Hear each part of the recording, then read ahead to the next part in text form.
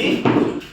উপস্থিত সম্মানীয় অতিথিবৃন্দ এবং আমার প্রান্তিক সংগঠনের সহপাঠীবৃন্দ, আজ 15 আগস্ট ভারতের স্বাধীনতা দিবস। আমি সবাইকে জানাই স্বাধীনতা দিবসের আন্তরিক শুভেচ্ছা ও অভিনন্দন। আমার নাম আব্দুল্লাহ চৌধুরী, আমি বরাক যুব সংগঠনের একজন সদস্য।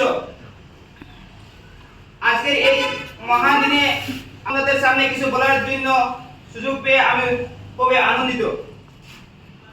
আমরা আমাদের ভারতবর্ষে 78তম স্বাধীনতা দিবস উদযাপনের জন্য আমরা আজ এখানে সমবেত হয়েছি।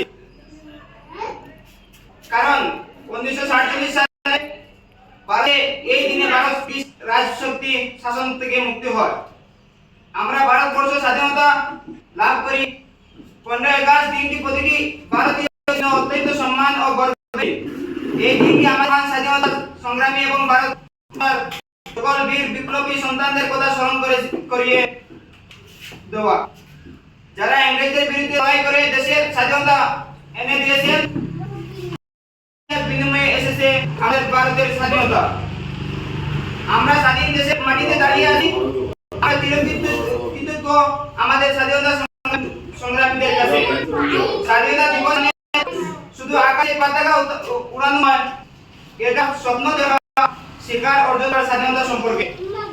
আমাদের অধিকার পুত্রে পাওয়া সমুদ্র সংরক্ষণ অধিকার।